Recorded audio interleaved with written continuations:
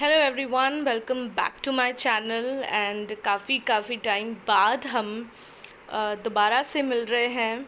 So yesterday the results were out और हो सकता है कि आप लोगों में से कुछ लोगों का आपका नेट ना निकला हो, but it's okay and everything has a next time. तो हम इस बार मेहनत करते हैं और फिर से कोशिश करते हैं कि नेट का एग्ज़ाम आप क्वालिफाई कर पाएँ। Okay, so today I have brought a personality theory, जो कि ऑलपोर्ट की पर्सनालिटी थ्योरी है। एंड पर्सनालिटी थ्योरीज़ में आप जितना पढ़ो उतना कम है, because personality theory comprises the most important part of psychology. तो पर्सनालिटी से तो हमेशा ही क्वेश्चंस पूछे जाते हैं एंड कोई भी पर्सनालिटी थ्योरी को छोड़ना is not good for your UGC net psychology exam. ठीक है, क्योंकि पर्सनालिटी बहुत ही इम्पॉर्टेंट टॉपिक है इन terms of psychology also and for your UGC net also. तो इस वजह से ये पर्सनालिटी थ्योरी कवर करना is equally important.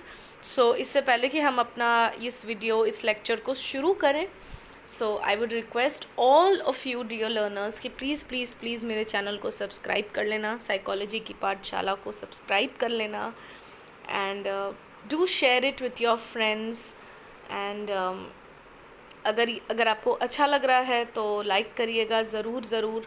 If you want to कि आप कोई अपना टॉपिक मुझसे चाहते हो कि मैं वो लेकर आऊँ, तो प्लीज़ कमेंट करके ज़रूर बताइएगा। And there have been many other topics जो मैं लेकर आ चुकी हूँ, जैसे बैंडरा की थ्योरी है, आपका कंडीशनिंग है, क्लासिकल कंडीशनिंग है। तो इसको भी आई हैव ऑलरेडी ब्रॉट। बहुत सारे ऐसे टॉपिक्स हैं, आपका वेलबींग का टॉपिक्स है, तो वो भी जाकर ज़रूर मेरी प्लेलिस्ट में से आप देख लीजिएगा। So let's start with the Allport's personality theory. अब सबसे पहली बात तो जो भी इसमें मैं लेकर आई हूँ वही इम्पॉर्टेंट है। पूरा पढ़कर पूरा तैयार कर ही चीज़ें यहाँ पर लाई है। तो बेसिकली ऑलपोर्ट ने क्या बोला है अबाउट हेरिडिटी एनवायरनमेंट, यहाँ से शुरू करेंगे कि ऑलपोर्ट ने पहली बात अपने पर्सनालिटी में एक यूनिकनेस की बात कही थी कि एवरी इंडिविजुअल इज़ यूनिक, हर इंसान यूनिक है। ठीक है, तो उन्होंने बोला कि पहली बात तो ऑलपोर्ट ने किसको ज़्यादा महत्व दिया है, यूनिकनेस ऑफ पर्सनालिटी, कि हर इंडिविजुअल की पर्सनालिटी अपने आप में ही एक यूनिक है। और उन्होंने बोला कि हम अपने हेरिडिटी और अपने एनवायरनमेंट दोनों को रिप्रेजेंट करते हैं। नेचर नर्चर पढ़ा होगा। नेचर नर्चर क्या होता है? नेचर का मतलब होता है कि genetics, it's related to genetics, और वहीं पर नर्चर का मतलब कि इन्वायरमेंट। तो आपके हेरिडिटी का इन्फ्लुएंस भी आपके ऊपर पड़ेगा, लेकिन ऐसा ज़रूरी नहीं कि सिर्फ हेरिडिटी का इन्फ्लुएंस पड़ेगा, इन्वायरमेंट का भी इन्फ्लुएंस आपके ऊपर पड़ता है, आपके ऊपर अपने सराउंडिंग का इन्फ्लुएंस पड़ता है। हेरिडिटी आपको क्या देती है? हेरिडिटी रॉ मटेरियल देती है, जैसे आपको फिजिक दे देगी, इंटेलिजेंस देगी, आपका टेम्परामेंट देगी, है ना, जो कि हो सकता है कि जो एनवायरनमेंट है वो उसको और अच्छा कर दे, उसको और बेहतर बना दे, या फिर वो उससे लिमिट कर दे, है ना। जैसे हम कहते हैं ना कि अच्छा ये उसकी बेटी है तो ये इंटेलिजेंट ज़रूर होगी, यस, क्योंकि आपको थ्रू हेरिडिटी आपको वो इंटेलिजेंस मिली है। टेम्परामेंट, अगर कोई कोई ज़्यादा आपके माँ बाप में से कोई गुस्सा कर रहा है तो हो सकता है वो ट्रेट आपके अंदर आ जाए। तो टेम्परामेंट, तो आपको हेरिडिटी क्या दे रही है? रॉ मटेरियल्स दे रही है, जैसे इंटेलिजेंस है, टेम्परामेंट है, आपका फिजिक है, लेकिन जो एनवायरनमेंट है वो उसे शेप कर सकता है, एक्सपैंड कर सकता है और उसे लिमिट भी कर सकता है। तो इसी तरीके से ऑलपोर्ट ने बोला कि पर्सनल और सिचुएशनल वेरिएबल्स दोनों ही ज़रूरी है। मतलब ये किस चीज़ के लिए? जेनेटिक्स और लर्निंग के लिए। Personal and situational variables are both important. So genetic background, लेकिन फिर भी इन्होंने ये कहा कि जेनेटिक बैकग्राउंड जो हमारा होता है वो हमारी यूनिकनेस के मेजर पोर्शन के लिए रोल प्ले करेगा। सो जेनेटिक्स ज़्यादा इम्पॉर्टेंट है। इन्होंने बोला कि जेनेटिक बैकग्राउंड ज़्यादा इम्पॉर्टेंट है। And infinite number of possible genetic, अच्छा, बहुत सारे पॉसिबल कॉम्बिनेशन एग्जिस्ट कर सकते हैं एक्सेप्ट आइडेंटिकल ट्विंस के। तो ये चांस कहना कि किसी का अलग, किसी और का जेनेटिक एंडोमेंट जो है हमारे अंदर आ जाए, वो नहीं हो सकता, ठीक है। जो जेनेटिक एंडोमेंट है वो हमारे सोशल एनवायरनमेंट के साथ इंटरेक्ट करता है, and no two people, not even siblings जो एक हाउस में आएंगे उनका सेम एनवायरनमेंट होगा, है ना।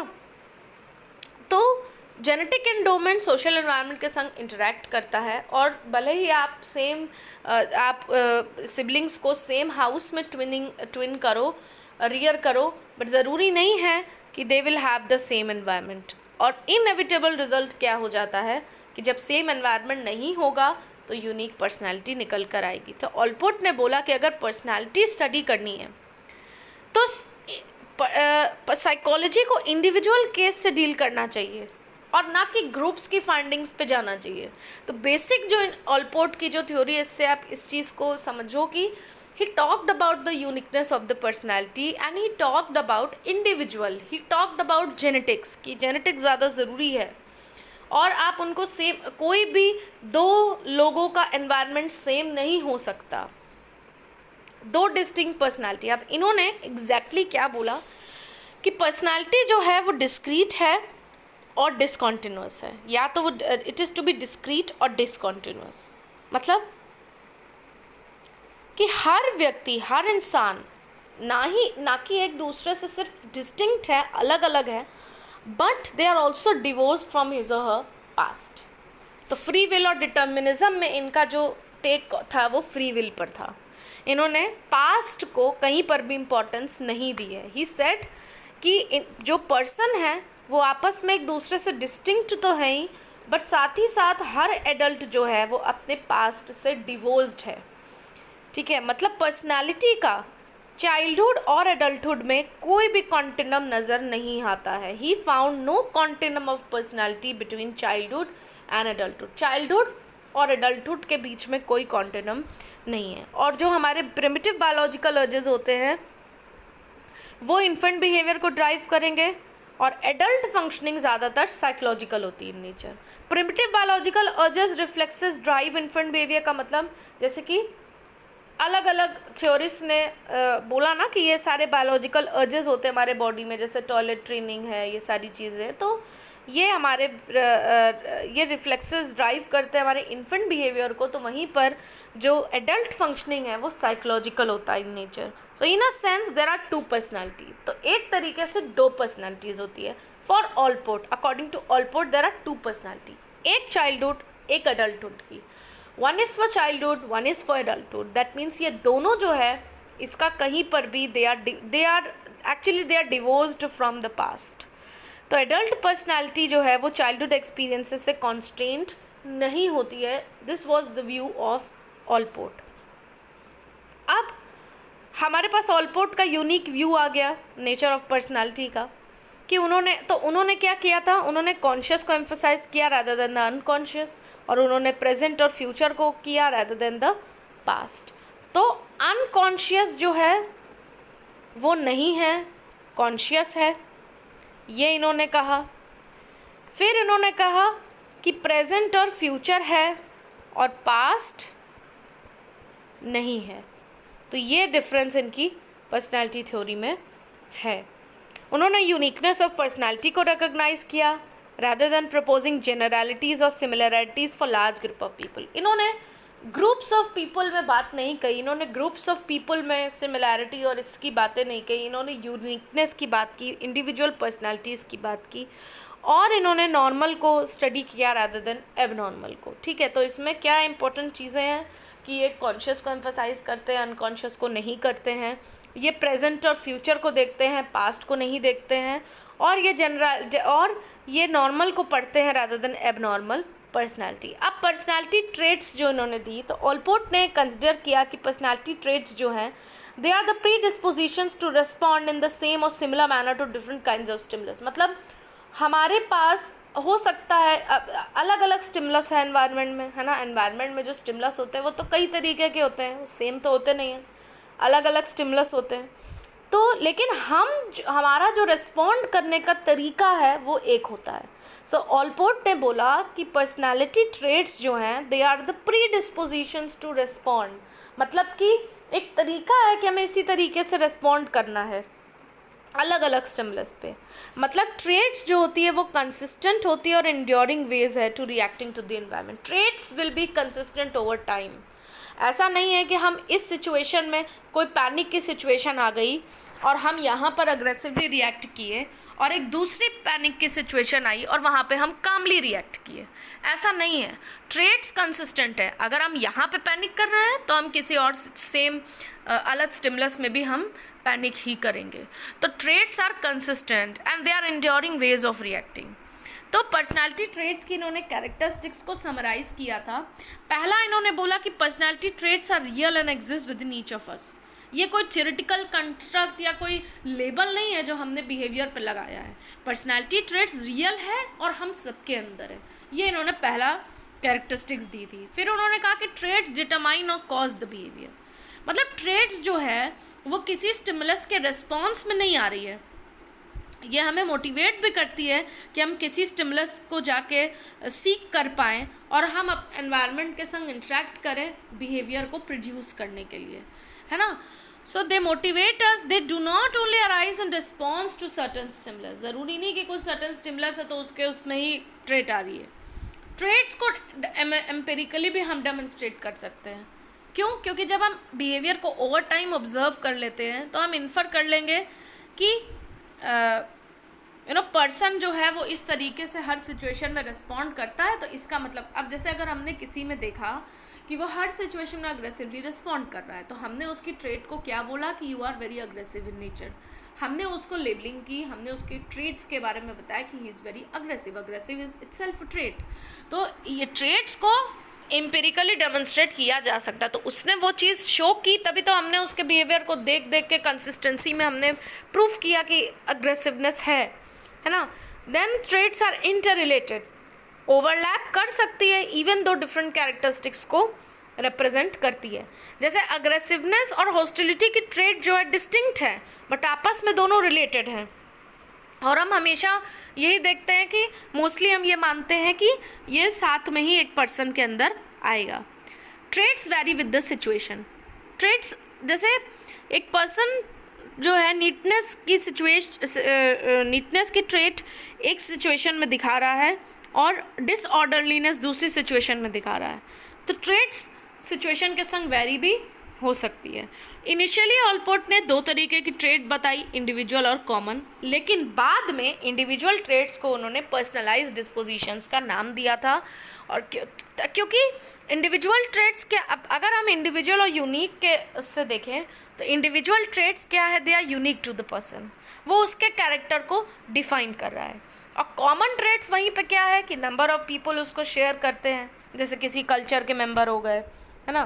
तो कॉमन ट्रेट्स जो हैं वो कैसे चेंज होगी, जब सोशल स्टैंडर्ड्स या वैल्यूज़ चेंज होगा।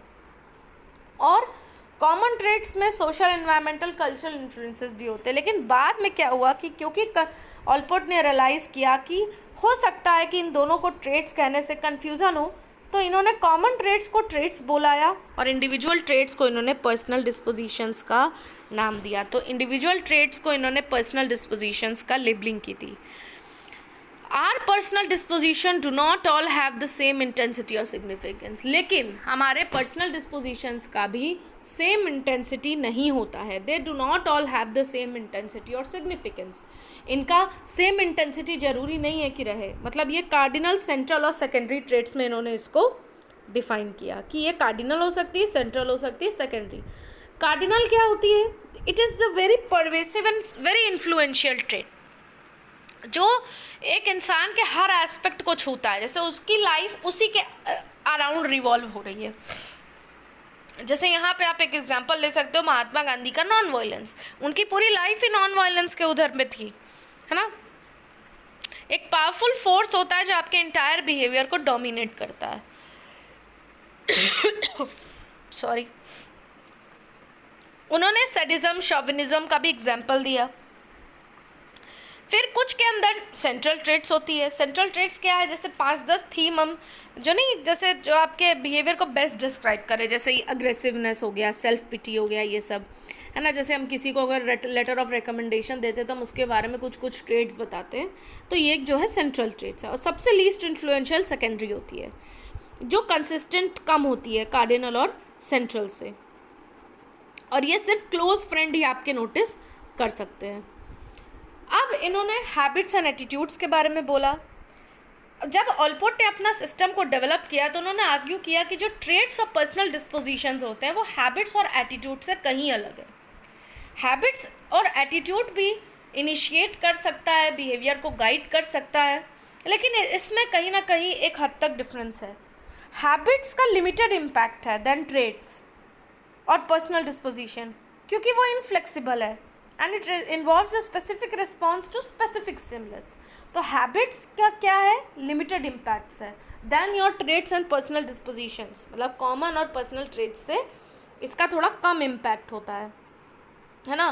क्यों ट्रेड्स और पर्सनल डिस्पोजिशन क्यों ब्रॉडर है, क्योंकि ये बहुत सारे हैबिट्स को जब आप मिलाएंगे तब जाके ये आएगा, है ना। हैबिट्स को जब हम कंबाइन करेंगे तो सिंगल ट्रेड बनती है। जैसे children learning to brush their teeth before eating, ये ऑलपोर्ट का पॉइंट बता रहा है। जैसे कुछ टाइम के बाद ये बिहेवियर ऑटोमेटिक या हैबिचुअल हो जाते हैं, है ना। और जब हम इनको एक साथ लेंगे तो they are directed towards same purpose, और एक ट्रेड को ये नाम दे देंगे क्लिनलीनेस। तो ये एक ट्रेड बन गई, तो हैबिट्स मिलके एक ट्रेड बन गई, और कुछ टाइम के बाद ये हैबिचुअल हो जाती है इन नेचर। ट्रेड्स और एटीट्यूड्स का थोड़ा सा डिफ़िकल्ट है डिफरेंस बताना। जैसे अगर हम पैट्रियटिज्म की बात करें तो क्या ये एक ट्रेट है या ये एटीट्यूड है।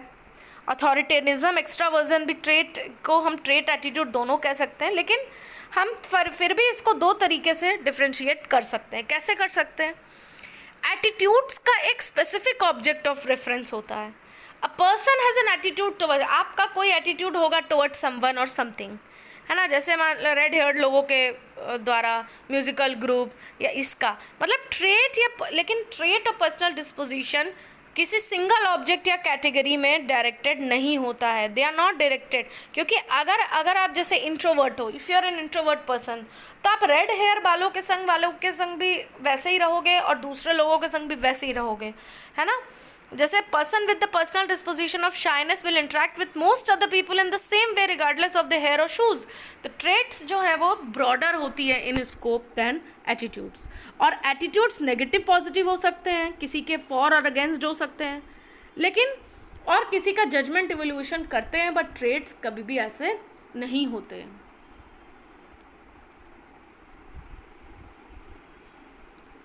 अब आते हैं motivation. Functional autonomy of motives. अब ऑलपोर्ट ने बोला कि जो सेंट्रल प्रॉब्लम है किसी भी पर्सनालिटी थ्योरी की, वो यही होती है कि वो मोटिवेशन के कॉन्सेप्ट को कैसे डील करता है। तो ऑलपोर्ट ने प्रेजेंट के बारे में जो बात कही है वो सिर्फ अपनी पर्सनालिटी थ्योरी में ही नहीं कही है, बट मोटिवेशन वाले एस्पेक्ट में भी उन्होंने कहा कि प्रेजेंट पर फोकस करना और फ्यूचर पर रैदर देन द पास्ट। मतलब ये भी, इसमें भी इन्होंने, उनका जो व्यू ऑफ मोटिवेशन है वो भी it is related to the present और द फ्यूचर। तो it is the individual's current state that is important, not what happened in the past. मतलब टॉयलेट ट्रेनिंग में क्या हुआ, स्कूलिंग के टाइम पे क्या हुआ, ये सब जो पहले जो फ्रायड और ये लोग ने बोला है, तो उन्होंने कहा कि इंडिविजुअल का करंट स्टेट जो है वो इम्पोर्टेंट है। वो ये इम्पोर्टेंट नहीं कि पास्ट में क्या हुआ, पास्ट है, अभी वो एक्टिव नहीं है और वो एडल्ट बिहेवियर को एक्सप्लेन नहीं करता है ना। कॉग्निटिव प्रोसेसेस क्या है, कॉन्शियस प्लान्स एंड इंटेंशंस भी इंपॉर्टेंट होते हैं। तो ऑलपोर्ट ने क्रिटिसाइज किया अप्रोचेस, जैसे फ्रायड ने जो अनकॉन्शियस इरेशनल फोर्सेस पर जो फोकस किया है, तो इन्होंने रैशनल और कॉन्शियस पर फोकस किया है। डेलिब्रेट इंटेंशंस भी एसेंशियल पार्ट है पर्सनैलिटी का, मतलब कि हम क्या चाहते हैं, हम किसके लिए स्ट्राइव करते हैं, वो जो है वो की एस्पेक्ट्स हैं इन अंडरस्टैंडिंग आवर बिहेवियर। तो Allport attempted to explain the present in terms of the future rather than in terms of the past. तो वही बात हो गई जो अभी मैंने कहा कि ऑलपोर्ट जो है वो पास्ट को नहीं इम्पोर्टेंस देते हैं, वो प्रेजेंट और फ्यूचर को दे रहे हैं।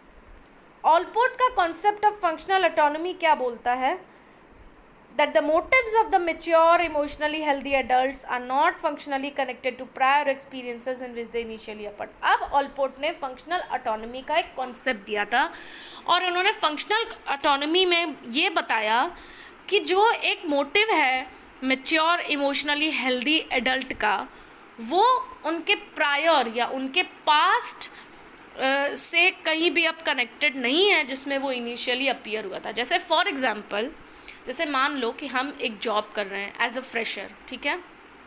अब उस समय हमारा जो जॉब करने का मोटिव है कि हमको एक्सपीरियंस चाहिए या हमें पैसे कमाने हैं बहुत ज़्यादा, वही हार्ड वर्क हम कर रहे हैं. लेकिन as an adult, as an emotionally healthy behaviour, उस बिहेवियर को तो हम अभी भी हार्ड वर्क कर रहे हैं, लेकिन अब क्योंकि अब हम प्रमोटेड हो गए, अच्छे पोजीशन पे, पैसा अच्छा है, लेकिन तो हमारा जो ओरिजिनल मोटिव था कि doing the job for money is now changed to something else. अब वो ओरिजिनल मोटिव नहीं रहा, कुछ और मोटिव के लिए हम अच्छा काम कर रहे हैं. तो ये जो इसी को इन्होंने फंक्शनल ऑटोनॉमी का कंसेप्ट बताया कि जो हमारा मोटिव रहता है mature as an emotionally healthy adult का, वो हमारे प्रायर एक्सपीरियंसेस से अब फंक्शनली कनेक्टेड नहीं है जिसमें वो इनिशियली अपीयर हुआ था. जिसके लिए हम पहले काम वो कर रहे थे, अब हम प्रेजेंट में एज एन एडल्ट काम वही करते हैं, बट जिस लिए वो हो रहा था उसके लिए नहीं, अब वो दूसरी चीज़ के लिए चेंज हो गया. अब इसको आप आगे विथ एग्जांपल समझ आएगा. मतलब जो फोर्सेस हमें अर्ली इन लाइफ मोटिवेट कर रहे थे, वो अब ऑटोनॉमस हो गए और इंडिपेंडेंट हो गए अपने ओरिजिनल सर्कमस्टांसेस से. तो सिमिलरली जब हम मेच्योर हो जाते हैं, जैसे हम इंडिपेंडेंट हो गए ऑफ आवर पेरेंट्स, भले हम उनसे रिलेटेड हैं but you are not functionally dependent on them, है ना. तो इन्होंने जैसे एक ट्री का एग्जाम्पल दिया कि जैसे ट्री का डेवलपमेंट हम सीड को ट्रेस करते हैं कि हमने सीड्स डाली, ट्री हो गया. अब जब ट्री पूरी तरह ग्रोन हो गया तो क्या सीड रिक्वायर है नरिशमेंट देने के लिए? नहीं रिक्वायर्ड है. Now the seed is not required for the nourishment. अब ट्री सेल्फ डिटरमाइनिंग हो गई और वो फंक्शनली सीड से रिलेटेड नहीं है ना. तो उसी तरीके से देखो, वही एग्जाम्पल है. New college graduates embarking on a career and motivated to work hard to achieve financial success. Eventually उनका जो टाइम और एनर्जी था वो पे ऑफ हो गया, है ना. अब उनके पास बहुत पैसा है, लेकिन तब भी वो वैसे ही काम कर रहे हैं जैसा उन्हें पहले हायर किया गया था. तो such behaviour can no longer be for the same goal. ये जो बिहेवियर वो कर रहे हैं, अब वो उनका गोल तो सेम नहीं है क्योंकि अब उन्हें फाइनेंशियल सिक्योरिटी मिल गई है. So the motivation to work hard once a means to specific end for money has now become an end इन इट सेल्फ. अब मोटिव जो था है, the motive has become independent of its original source. जो उसका ओरिजिनल सोर्स है उससे अब वो इंडिपेंडेंट हो गया है. ठीक है. तो ऑलपोर्ट ने फंक्शनल ऑटोनॉमी के 2 लेवल बताए. पहला परसिवरेटिव एंड दूसरा प्रोप्रिएट. परसिवरेटिव क्या है? परसिवरेटिव की थोड़ी इसमें कम इम्पोर्टेंस है. परसिवरेटिव थोड़ा एलिमेंट्री लेवल है. ये एडिक्शन से रिलेटेड है, जो रेपिटेटिव फिजिकल एक्शन जैसे हैबिचुअल वेज हैं जिससे हम चीज़ों को कर रहे होते हैं, है ना. और बिहेवियर्स जो हैं वो हम कंटिन्यू करते हैं करना बिना किसी एक्सटर्नल रिवॉर्ड के. The actions once serve the purpose no longer true so. ये मतलब इतना लो लेवल का होता है कि ये एक हमारे पर्सनैलिटी का कोई पार्ट नहीं, बिकॉज इट इज़ बेसिकली ये एडिक्शंस है या रेपिटेटिव एक्शंस है जो हम करते हैं, है ना. तो इसको इन्होंने परसिवरेटिव नाम दिया. जैसे मान लो when a rat has been train to run a maze for food, अगर उसको ज़्यादा आप फूड दे दोगे तब भी तो वो मेज रन करेगा ना. बट किस लिए? For some purpose other than the food. Human level में भी हमारे रूटीन फेमिलियल बिहेवियर्स जो हैं उसको हम मेंटेन रखते हैं, इवन अगर हमें एक्सटर्नल रीइंफोर्समेंट नहीं भी मिल रही है हम तो भी उसे करते हैं. दूसरा इन्होंने प्रोप्रिएट फंक्शनल ऑटोनॉमी दिया. प्रोप्रिएट जो है वो परसिवरेटिव से थोड़ी ज़्यादा इम्पॉर्टेंट है और ये एडल्ट मोटिवेशन समझने में बहुत ज़्यादा एसेंशियल है. प्रोप्रिएट कहाँ से आता है? प्रोपियम से. एंड प्रोपियम जो है वो ऑलपोर्ट का टर्म है फॉर द ईगो. ठीक है. प्रोप्रिएट मोटिव्स जो होते हैं वो इंडिविजुअल से के यूनिक होते हैं. ईगो डिटरमाइन करता है किस मोटिव्स को मेंटेन करना है, किसको डिस्कार्ड करना है. जो हमारे सेल्फ इस्टीम को बढ़ावा देगा, उस मोटिव्स को हम रिटेन कर देंगे। तो हमारे इंटरेस्ट और एबिलिटीज़ में एक डायरेक्ट रिलेशनशिप है। क्या डायरेक्ट रिलेशनशिप है? कि जो चीज़ें हम अच्छी कर लेते हैं, हम उसको करने में इंजॉय करते हैं। जैसे original motivation for learning a skill like playing the piano may have nothing to do with our interest, है ना। जैसे हमारा जो एक ओरिजिनल मोटिव था कि हम पियानो सीख रहे हैं, हमें हो सकता है कि इंटरेस्ट नहीं है पियानो सीखने का, हम पहले पियानो सीख रहे थे ड्यू टू पेरेंटल प्रेशर, है ना। मतलब चाइल्डहुड में हमको फोर्स किया गया पियानो लेसन लेने को, प्रैक्टिस करने के। अब हम जब और ज़्यादा प्रोफिशिएंट हो गए तो हम और ज़्यादा कमिटेड हो गए पियानो बजाने में। तो जो हमारा ओरिजिनल मोटिव था, फियर ऑफ पेरेंटल डिस्प्लेजर, अब वो डिसअपियर हो गया और जो हमारा कंटिन्यूड बिहेवियर है वो हमारे सेल्फ इमेज के लिए अब नेसेसरी हो गया। तो हमारा जो अप्रोप्रिएट फंक्शनिंग है वो क्या है? एक ऑर्गेनाइजिंग प्रोसेस है जो हमारे सेल्फ को मेंटेन रखता है। तो what is appropriate functioning? It is an organising process जो हमारे सेंस ऑफ सेल्फ को मेंटेन रख रहा है। ये डिटरमाइन करेगा कि हम वर्ल्ड को कैसे परसीव करते हैं, हम अपने एक्सपीरियंसेस से क्या रिमेंबर कर रहे हैं, हम अपने थॉट्स को कैसे डायरेक्ट करते हैं, ठीक है। और हम इतने, क्योंकि एनवायरनमेंट में बहुत सारे स्टिमुलस होते हैं, तो हम उन्हीं स्टिमुलस को सेलेक्ट करते हैं जो हमारे इंटरेस्ट और वैल्यूज़ से रेलिवेंट हो। अब ये जो ऑर्गेनाइजिंग प्रोसेस है ये 3 प्रिंसिपल से गवर्न होता है: organising the energy level, mastery, competence, appropriate patterning. ये क्या है? ऑर्गेनाइजिंग द एनर्जी लेवल कि हम कैसे नए मोटिव को एक्वायर करें। नेसेसिटी है तो कर रहे हैं, है ना। कि अगर मान लो हमारे पास कि एक्सेस एनर्जी है किसी चीज़ को करने के लिए, तो हम उसे कंज्यूम करते हैं, नहीं तो वो डिस्ट्रक्टिव और हार्मफुल तरीके से एक्सप्रेस हो जाएगी। जैसे जब लोग अपनी जॉब से रिटायर करते हैं तो उनके पास एक्स्ट्रा टाइम और एनर्जी है, तो वो अपने नए स्किल्स, नई चीज़ों में लगाते हैं, वरना कुछ ना कुछ हार्मफुल हो सकता है, वो डिस्ट्रक्टिव बिहेवियर्स में कन्वर्ट हो जाएगा, राइट। उसी तरह मास्टरी और कॉम्पिटेंस है। ये क्या है? कि हम किस लेवल को चूज़ कर रहे हैं, अपने मोटिव को सेटिस्फाई करेंगे। हेल्दी मैच्योर एडल्ट जो हैं वो और ज़्यादा बेटर परफॉर्म करते हैं, एफिशिएंटली करते हैं न्यू स्किल्स को मास्टर करने के लिए, अपनी कॉम्पिटेंस को बढ़ाते हैं ना। Practice makes a man perfect. और थर्ड प्रिंसिपल अप्रोप्रिएट पैटर्निंग क्या है? कंसिस्टेंसी की तरफ हम जाते हैं, इंटीग्रेशन ऑफ पर्सनैलिटी।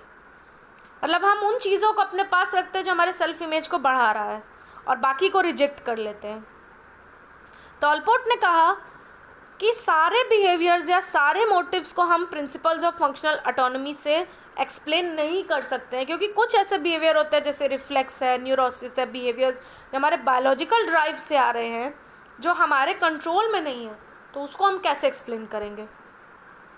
अब इन्होंने 6 क्राइटेरियाज बताया for normal mature emotionally healthy adult personality. कि जो हेल्दी एडल्ट पर्सनैलिटी है उसका क्या क्राइटेरिया होगा। जो मैच्योर एडल्ट है वो अपने सेल्फ को, सेंस ऑफ सेल्फ को एक्सटेंड करता है। Mature adult relates warmly to other people, एक इंटीमेसी, कंपैशन शो करता है। उसके अंदर एक सेल्फ एक्सेप्टेंस रहता है ना, एक रियलिस्टिक परसेप्शन ऑफ लाइफ है उसके अंदर। फिर उसके अंदर एक सेंस ऑफ ह्यूमर रहता है, एक सेल्फ ऑब्जेक्टिफिकेशन होता है, एक इनसाइट रहती है खुद के बारे में, है ना। मतलब यूनिफाइंग फिलॉसफी ऑफ लाइफ जो कि रिस्पॉन्सिबल है for directing personality towards future goal. तो इस क्राइटेरिया को मीट करके एडल्ट्स इमोशनली हेल्दी और फंक्शनली ऑटोनॉमस रहते हैं, मतलब अपने चाइल्डहुड मोटिव से इंडिपेंडेंट रहते हैं, और वो अपने प्रेजेंट और फ्यूचर से कोप कर पाते हैं without being victimised from there past experiences या अर्ली लाइफ्स। अब इन्होंने कुछ टेक्निक्स बताई। क्या बताई? Personal document techniques. कैसे आप पर्सनल डॉक्यूमेंट टेक्निक के थ्रू उनके पर्सनालिटी को असेस कर सकते हो असेसमेंट टेक्निक्स में। तो पर्सनल डॉक्यूमेंट टेक्निक में क्या होता है? आप डायरीज एग्जामिन करते हो, ऑटोबायोग्राफीज़ करते हो, लेटर, लिटरेरी कॉम्पोजिशन। फिर एक स्टडी ऑफ वैल्यूज़ है, ये क्वेश्चन पूछा जा चुका है, ये इससे भी क्वेश्चन आ चुका है, वैल्यूज़ को मैच द कॉलम करने के लिए। तो वो हम क्वेश्चन बाद में ले आएंगे, बट अभी आप इसको पढ़ लो कि ऑलपोर्ट्स ने स्टडी ऑफ वैल्यूज़ का एक कॉन्सेप्ट दिया। जैसे कि आपने यहाँ पे देखा कि personal values are the unifying philosophy of life, ये मैच्योर हेल्दी पर्सनालिटी का एक क्राइटेरिया है। तो हमारी जो वैल्यूज़ होते हैं वो क्या करते हैं? वो पर्सनालिटी ट्रेड्स है और वो हमारे मोटिवेशंस, हमारे इंटरेस्ट को रिप्रेजेंट करता है। और ऑलपोर्ट ने बोला कि everyone possess some degree of value, लेकिन उसमें से एक या दो वैल्यूज़ हमारी पर्सनालिटी को डोमिनेट करता है। क्या वैल्यूज़ हैं? थ्योरेटिकल वैल्यूज़, कि आप मान लो you are concern with discovery of truth, एक रैशनल अप्रोच है आपके लाइफ का, एक प्रैक्टिकल अप्रोच है टुवर्ड्स लाइफ। हो सकता है कि आपके अंदर थ्योरेटिकल वैल्यूज़ ज़्यादा हो। इकोनॉमिक वैल्यूज़, यूज़फुल और प्रैक्टिकल हो आप बहुत ज़्यादा। Aesthetic, artistic experiences, harmony, grace. Social values आपके अंदर है, altruism, helping behaviour. Political values हैं, पर्सनल पावर, इन्फ्लुएंस, है ना, सिर्फ मतलब पॉलिटिकल एक्टिविटीज़ में नहीं बट अपनी लाइफ में भी। रिलीजियस वैल्यूज़ हैं। अब इनकी क्या रिफ्लेक्शंस हैं बेसिकली, कि ऑल्दो बहुत ज़्यादा रिसर्च हुई एक्सप्रेसिव बिहेवियर पर, बट इनके प्रोपोजिशंस को जो है टेस्ट, अब इन्होंने इडियोग्राफिक अप्रोच दिया या नोमोथेटिक, ये भी पूछा जाता है। तो इडियोग्राफिक अप्रोच की इन्होंने बात कही थी, है ना। बेसिकली इनका इडियोग्राफिक रिसर्च अप्रोच था। इडियोग्राफिक मतलब इंडिविजुअल पर्सनैलिटी, एंड नोमोथेटिक मतलब लार्ज सब्जेक्ट ग्रुप्स को हम स्टैटिस्टिकल एनालिसिस करके जब पढ़ते हैं तो नोमोथेटिक, जैसे कि मान लो कैटल का थ्योरी है, वो फैक्टर एनालिसिस। तो ऑलपोर्ट का जो फोकस है इमोशनली हेल्दी का, है ना, वो जो बेसिकली उनके ऑलपोर्ट के कंसेप्ट को टर्म्स में एक्सपेरिमेंटल मेथड में कन्वर्ट करना मुश्किल है। जैसे फंक्शनल ऑटोनॉमी को हम लेबोरेटरी में कैसे देखेंगे, ये इनके क्रिटिसिज्म्स हैं। फिर एक फंक्शनल ऑटोनॉमी का इनका क्रिटिसिज्म है कि इन्होंने ये क्लियर नहीं बताया कि ओरिजिनल मोटिव को ऑटोनॉमस में कैसे हम ट्रांसफॉर्म करेंगे, कि जैसे एक बार पर्सन फाइनेंशियली सिक्योर हो गया तो ऐसा कौन सा प्रोसेस है कि जो उसका working hard for financial gain has been altered to work hard for the sake of the task itself, कि अब वो उसके लिए वर्क हार्ड ना करके अब इसके लिए करा, इसको टेस्ट कैसे करेंगे। ठीक है, तो इनके जो यूनिकनेस ऑफ पर्सनालिटी इसको चैलेंज भी किया गया है, क्योंकि ये इसको जनरलाइज करना मुश्किल है, क्योंकि जब ये सिर्फ इंडिविजुअल के बारे में बात कर रहे हैं तो ऑफकोर्स हम इसको जनरलाइज तो कर नहीं पाएंगे इंडिविजुअल टू इंडिविजुअल, है ना।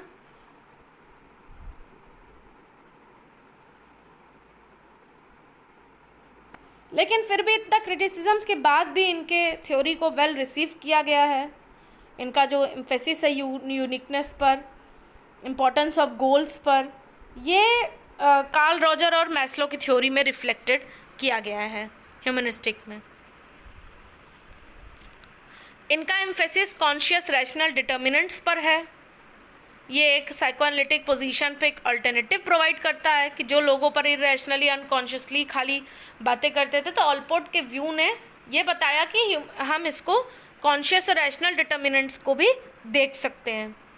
ठीक है, और इनका जो व्यू है कि लोग जो है वो फ्यूचर एक्सपेक्टेशन से शेप हो सकते हैं, ये एक ह्यूमनिस्टिक अप्रोच है, पॉजिटिव अप्रोच है टुवर्ड्स पर्सनैलिटी। और सबसे ज़्यादा इनका इंड्योरिंग कॉन्ट्रीब्यूशंस क्या है कि making the study of personality respectable, and इन्होंने जेनेटिक फैक्टर्स को बहुत ज़्यादा एम्फोसाइज किया है।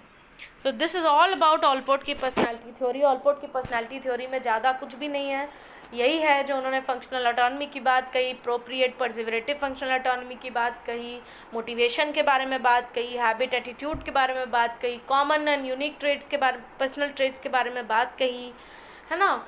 फिर उन्होंने पर्सनल डॉक्यूमेंट टेक्निक दी, इन्होंने स्टडी ऑफ वैल्यूज़ पे ध्यान दिया, वैल्यूज़ में भी कितनी सारी है, फिर इनके according mature emotionally healthy adult कौन है, इसके क्राइटेरियाज बताए। तो इससे ज़्यादा ऑलपोर्ट की पर्सनैलिटी थ्योरी में कुछ पढ़ने की ज़रूरत नहीं है, इसी से क्वेश्चंस आते हैं। वैल्यूज़ पर भी क्वेश्चन आ चुके हैं, क्राइटेरियाज पर भी आ चुके हैं, इनके कुछ कॉन्सेप्ट्स पर आ चुके हैं, मैथ्स द कॉलम में भी आता है कि फंक्शनल ऑटोनॉमी किसने दिया था, है ना। तो यही आपको इसमें पढ़ने की ज़रूरत है। And apart from this, the next theory which I'll be bringing is the Cattell's personality theory, because that is also one of the most important theory. ठीक है, so तब तक के लिए all the very best dear learners, and do like, share, subscribe, comment to Psychology की पाठशाला।